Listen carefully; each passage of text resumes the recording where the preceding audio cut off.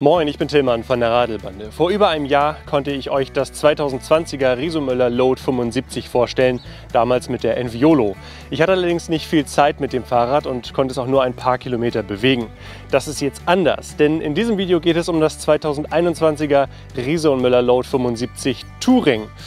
Welche Vor- und Nachteile hat eine Kettenschaltung im Alltag und was bekommt ihr, wenn ihr euch in diesem Jahr für ein Riso-Müller Load entscheidet? Das wollen wir in diesem Video sehen.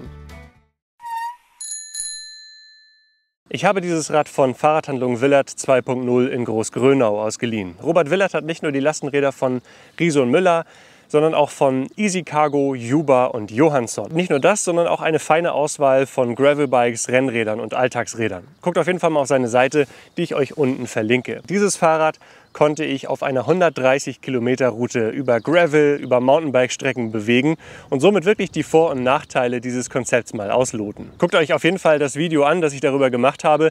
Ich verlinke euch das auch nochmal hier oben. Gucken wir uns zunächst einmal die Ausstattung des Testrads an. Wir haben hier den Bosch Cargoline Motor mit 85 Newtonmeter Drehmoment, zwei 500 Wattstunden Akkus und das Intuvia-Display von Bosch. Wir haben hier die Touring-Ausstattung, also die in Anführungszeichen einfachste beim Riso-Müller Load.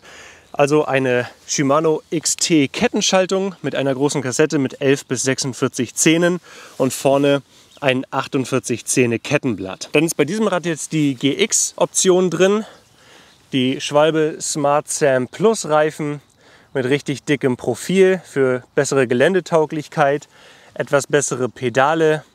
Und auch vorne ist dann ein kleiner 20 Zoll Mountainbike-Reifen montiert und ich konnte auf den 130 Kilometern auch wirklich sehen, dass diese Reifen jede Menge Grip bieten, gerade wenn man Offroad unterwegs ist, aber auch wenn man auf der Straße fährt, sind sie angenehm laufruhig. Beim 2021er Modell hat sich auch einiges an der Standardausstattung getan. So haben wir jetzt hier den Supernova M99 Mini-Scheinwerfer und auch das M99 Rücklicht. Und das Besondere ist, dass der Scheinwerfer mit Fernlicht daherkommt und das Rücklicht mit einer Bremslichtfunktion und das erhöht natürlich die Sicherheit.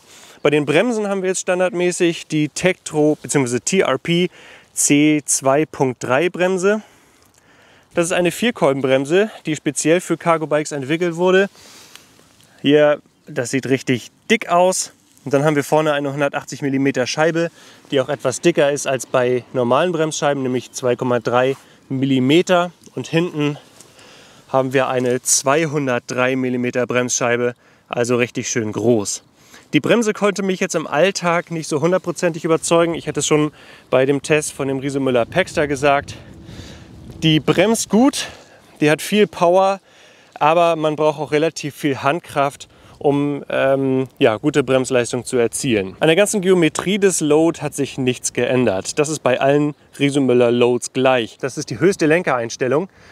Ich sitze relativ sportlich. Wenn man also groß ist und gemütlich sitzen möchte, dann ist das Load nichts für einen. Aber wenn man kleiner ist, dann hat man viel Variabilität in der Sitzposition und kann sich im Grunde von der sportlichen bis zu einer sehr gemütlichen Sitzposition alles aussuchen. Die Ladefläche hier vorne, die darf mit 100 Kilo beladen werden, ist von vorne bis hinten 75 cm lang, so wie der Name auch sagt, Load 75. Und hier haben wir die einfache Kinderausstattung mit 2 Einzelsitzen. Beide Sitze sind hier mit 5-Punkt-Gurten ausgestattet. Die gefallen mir auch ganz gut. Schön finde ich, dass hier diese Schulterpolster mit dabei sind. Das ist nicht bei allen Lastenrädern der Fall, auch nicht bei Riso und Müller. Hier ist das gleiche Schlosssystem, Gurtschlosssystem wie auch bei den alten Loads und wie beim Paxter verbaut. Das funktioniert, aber es fühlt sich nicht gut an. Das fühlt sich alles ein bisschen billig an und was mir auch aufgefallen ist, wenn das ein bisschen älter wird und dann hier immer auf der Ladefläche rumsplattert, dann sieht das auch sehr schnell nicht mehr schön aus. Deswegen sollte man, wenn man ohne Kinder unterwegs ist, am besten das Gurtschloss immer schließen. Das hier ist die einfache Kinderausstattung, deshalb, weil es noch eine bessere Kinderausstattung gibt. Es gibt noch die Option, 3 Kindersitze zu montieren. Dann hat man hier in der Mitte so eine Art Fußraum, sodass die Kinder noch mal etwas besser sitzen. Denn hier ist das jetzt so, dass dieses Sitzpolster sehr nah am Boden ist und auch sehr weich ist. Also Im Endeffekt, wenn man lange drauf sitzt oder die Kinder etwas schwerer sind, dann sitzen sie quasi komplett auf dem Boden. Und das kann auf Dauer dann zu Poposchmerzen führen. Und hier ist es dann bei der einfachen Kinderausstattung auch so, dass die Rückenlehnen fixiert sind. Bei der etwas besseren, bei der 3-Kinder-Option, lassen sich die Rückenlehnen noch in der Neigung verstellen. Dafür ist aber ansonsten genug Platz. Ich konnte auf der Ladefläche sowohl das Kind als auch alles andere transportieren, was sie für das Wochenende bei Omi und Opi gebraucht hat. Und hier in der Ladebordwand, hier auf der Seite könnt ihr es dann etwas besser sehen, hier sind auch so Schlitze.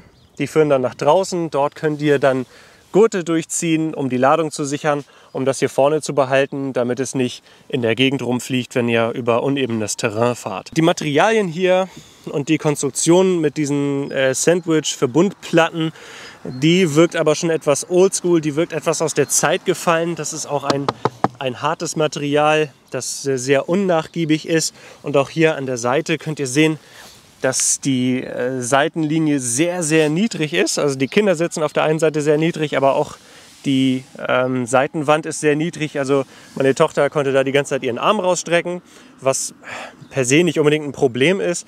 Aber es kann halt schon mal sein, dass man irgendwo zu nah vorbeifährt und sie hat halt auch auf der Strecke regelmäßig den einen oder anderen Strauch ins Gesicht bekommen. Auch hieran merkt man einfach, dass die Konstruktion schon ein bisschen älter ist, aber da spreche ich gleich noch drüber. Kommen wir mal zu dem Punkt Fahren und hier gibt es so ein paar Punkte, auf die ich besonderes Augenmerk legen möchte. Das erste ist der Punkt Lenkung. Obwohl wir hier eine Gestängelenkung haben, haben wir einen relativ großen Lenkeinschlag. Das könnt ihr hier sehen. Der ist auch in beide Richtungen etwa gleich groß.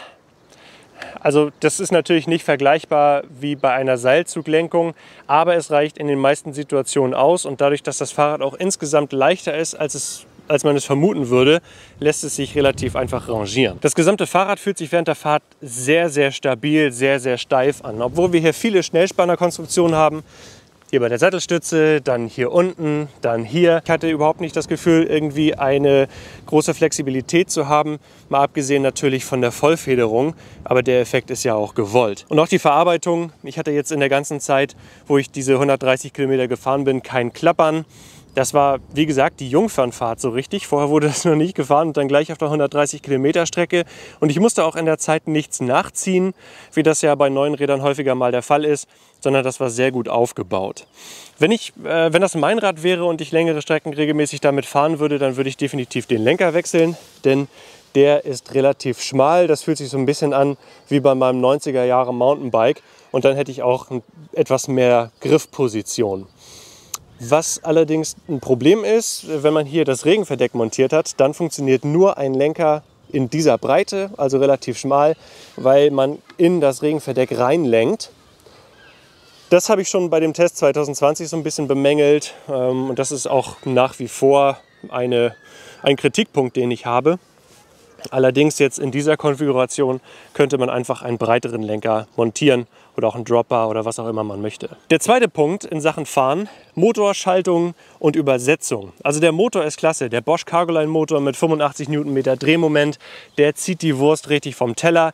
Der hat Punch und obwohl ich in den meisten Fällen nur im Eco-Modus unterwegs war, hat er einen sehr gut unterstützt.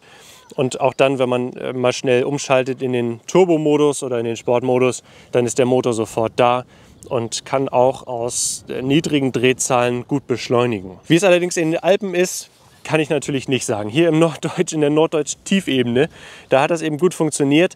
In den Alpen oder wenn man wirklich längere, stärkere Steigungen hat, da bringt einen, denke ich mal, die Übersetzung so ein bisschen in die Bredouille.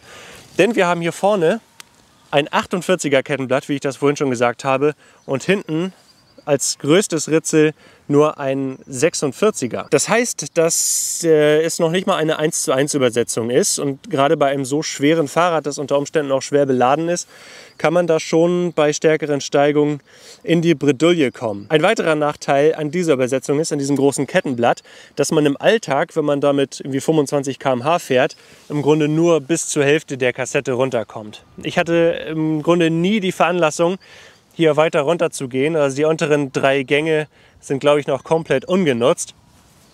Das Problem ist, Problem in Anführungszeichen, aber dieses Load wird auch als Highspeed-Version, also als S-Pedelec verkauft und kann dann 45 km/h fahren. Dann braucht man natürlich so ein großes Kettenblatt, damit man auch langfristig 45 Sachen fahren kann mit einer angenehmen Übersetzung.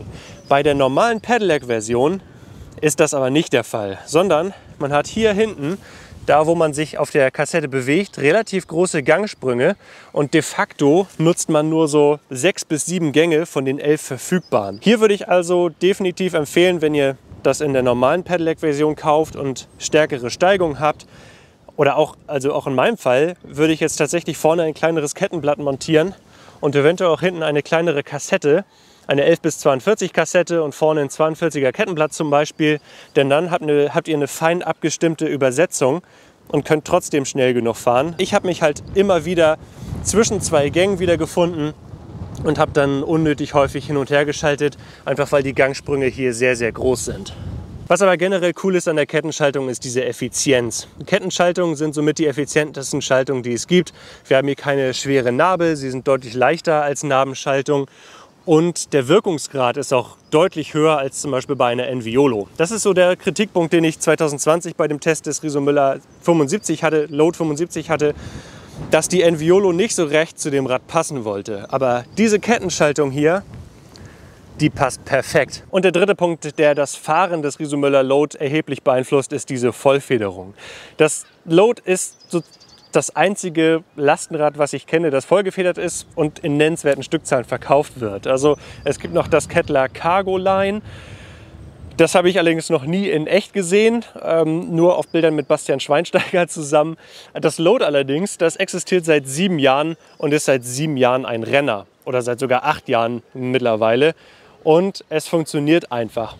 Inwiefern beeinflusst so eine Federung das Fahrverhalten? Also ich war ja auf einer Gravel, auf einer Mountainbike-Strecke unterwegs und da, wo mein Vater wirklich gelitten hat auf seinem Gravelbike, konnte ich einfach so rüberschweben mit meinem Gepäck, mit meinem Gewicht. Und das war so angenehm, wenn man in einer Stadt wohnt mit Kopfsteinpflaster oder mit vielen Kannsteinen, dann nimmt so eine Vollfederung echt den Schrecken. Es ist allerdings natürlich etwas wartungsaufwendiger als ein starres Lastenrad, als ein Rad ohne Federung. Hier allerdings, wenn man so den Einsatzzweck betrachtet, wenn man das zum Beispiel dafür verwendet, um lange Strecken zu fahren, wenn man es irgendwie auch trocken abstellen kann, dann ist das weniger ein Problem. Man muss sich regelmäßig darum kümmern. Und hier in der Touring-Version muss man sich natürlich auch um die Schaltung regelmäßig kümmern und um die Kette. Wenn man das aber möchte, wenn man darauf Lust hat, dann ist das ein richtig guter, komfortabler Begleiter, der echt viel Spaß macht. Soweit zu dem Fahren. Wenn ihr natürlich noch mehr Fahreindrücke haben wollt, dann empfehle ich euch, wie gesagt, das Video von meiner 130 Kilometer Tour mit meiner Tochter und meinem Vater. Das sind ein paar schöne Bilder, glaube ich, zum Runterkommen. Ja, was bekommt ihr also, wenn ihr euch für das 2021er Riso Müller Load 75 Touring entscheidet? Ihr bekommt das Long John E Mountainbike. Also es ist wirklich so, es fährt sich wie ein Mountainbike, es fährt sich sehr leichtfüßig, der Motor ist kräftig, die Schaltung ist cool und ich würde das tatsächlich auch als ein Sportgerät nutzen können. Alles, was man so mit einem Gravelbike fahren würde oder so, da ist dieses Rad zu Hause, da fühlt es sich richtig, richtig wohl. Jetzt für den Alltag ist so eine Kettenschaltung, denke ich mal, nicht so sehr geeignet. Für den Alltag in der Stadt, da muss man sich dann wirklich regelmäßig drum kümmern. Man kann natürlich nicht im Stand schalten an der Ampel, sondern man muss immer sehr vorausschauend fahren und vorausschauend schalten. Die Federung sorgt dann dafür, dass es sich auch ohne große Ermüdungserscheinungen fahren lässt. Die 130 Kilometer habe ich quasi auf einer Backe abgesessen. Das Einzige, was am nächsten Tag geschmerzt haben, waren die Beine. Das liegt aber auch am guten Sattel. Also der Selle Royal Look-In Sattel, der ist bequem. Der eignet sich sowohl für den Alltag als auch für die gelegentliche sportliche Runde. Also meines Erachtens ist die Touring-Ausstattung die erste Wahl für das Riso Müller Load 75, denn sie drückt das Gewicht, es macht echt Spaß und die Effizienz ist auch deutlich verbessert. Insgesamt merkt man aber schon, dass das Load eine alte Konstruktion ist. Wir haben hier diesen Gitterrohrrahmen, der wirkt nicht mehr so ganz modern und dann noch so den ein oder anderen Punkt, der ja ein bisschen oldschool ist. Also ich möchte euch zum Beispiel mal ein Beispiel geben, denn diese zweite Batterie, die hat so eine Art Klaumich-Funktion. Die ist nämlich einfach hier hinten mit so Muttern befestigt. Die braucht man einfach lösen und dann kann man die Batterie zerstörungsfrei entnehmen, auch ohne Schlüssel. Und das ist halt so ein Punkt, dann halt diese Sandwichplatten etc., das wirkt nicht mehr so ganz modern. Und ich denke mal, dass da auch in nicht allzu ferner Zukunft ein Nachfolger auf dem Programm steht bei Riso Müller. Das Paxter wurde ja nun schneller geändert, da kam schneller ein Nachfolger. Aber jetzt ist, denke ich mal, das Load auch als nächstes dran. Es startet in der Grundausstattung bei 6.499 €. Dieses Fahrrad hier kostet jetzt in dieser Ausstattung mit dem Gepäckträger noch und mit der Kettenschaltung und den Sitzen 7.958 €. Aber je nachdem, wie man das Fahrrad ausstattet, kann man es auch ganz easy auf über 9.000 oder teilweise sogar über 10.000 € bringen. Ja, soweit mein Eindruck vom 2021er Riso Müller Load 75 Touring. Vielen Dank an Robert Willert fürs Ausleihen, dass ich das mal einweihen konnte und vielleicht auch so ein bisschen an die Grenzen bringen konnte. Was haltet ihr von diesem Fahrrad? Wäre das euer Cargo, Sport, E-Mountainbike? Wäre das was für euren Alltag? Sagt es mir unten in den Kommentaren. Lasst mir einen Daumen nach oben da, wenn euch das Video gefällt. Und wenn ihr dabei sein wollt, wenn die Radelbande das nächste Mal auf Tour ist und ein Flugzeug kommt, dann abonniert den Kanal. Tschüss, bis dann.